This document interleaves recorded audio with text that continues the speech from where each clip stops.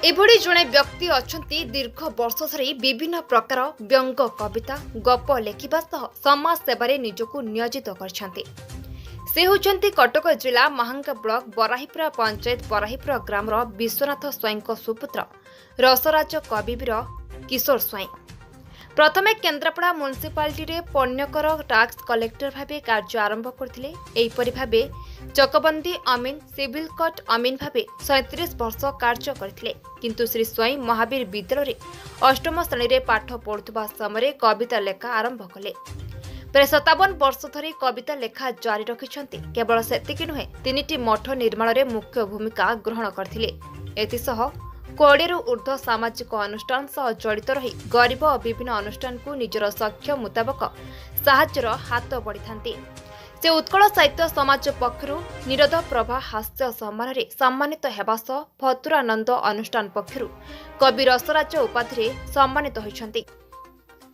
से 150 ऊर्ध्व अनुष्ठान पक्षरु विभिन्न सम्मान रे सम्मानित होइछंती। तांकर 5 ऊर्ध्व पुस्तक प्रकाशित हेबा सह एबे भी लेखा जारी रखिछंती। विशेष करी वक्र दृष्टि बटी ब्रह्म आपंडितंक पांडुलिपि रसिकिया ब्रह्मचारी आदि पुस्तक प्रकाशित हेबा सह बहु पुस्तक प्रकाशित पई लेखा जारी रखिछंती। एने आम प्रतिनिधि पचारिबारु से जाहा कहंती आसंतु सुनिबा। पूर्व ओडिशा ब्यूरो चीफ रमेशंक रिपोर्ट संग्राम टीवी। सर आपन को परिचय? मोर ना होची वीर किशोर स्वाईं। मोर घर होची मांगा थाना अंतर्गत बराहीपुर।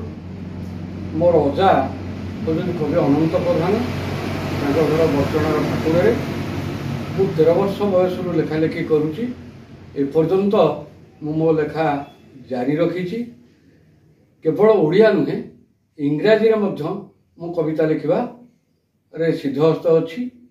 विभिन्न गल्प एवं विशेषकर मु समालोचना साहित्य प्रति अनुरक्त रही।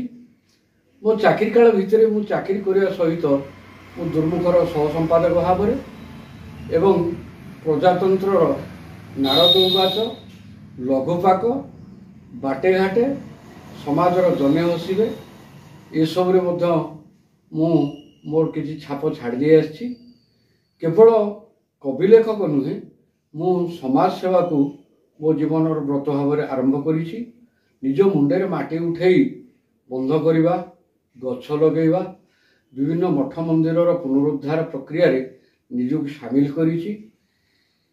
एई सब भितरे हमको समाज सचेतनता पाई मध्य मोर वार्ता रही। केवल भाषण देले जे आमे बड़ होई जीवु सेटा नुहे। आमको किसी काम करने पड़ो, किसी त्याग करने पड़ो, किसी स्वार्थ को जलांजलि देवा पड़ो। एवं मोर साहित्य साधना सहित मु सांबादिकता को अनेक जगह गुरुत्व देछि। कारण सांबादिक माने ही ये समाजर वास्तव दर्पण। से माने निज जीवन को विपन्न करी समाजर असुविधा को लोकलोचन पारती। जो मान जहाँपाई से अनेक समय प्राणपात करने पड़े। एवं से सांबादिक मानक पाई मु आज एते बाट को आसपारी। रेडियो दूरदर्शन रे मु काम करिछि। एपरिकी न्यूज 7 बेंग स्टार रे लगातार भाव में मु काम करिछि।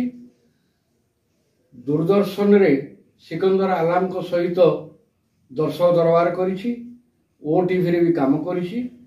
तेणु यही प्रभावमान जीवन भितर निजर स्वार्थ को टिके पछकू रखिदे आमे त्याग आ समाज सेवा को मु आगू नहीं।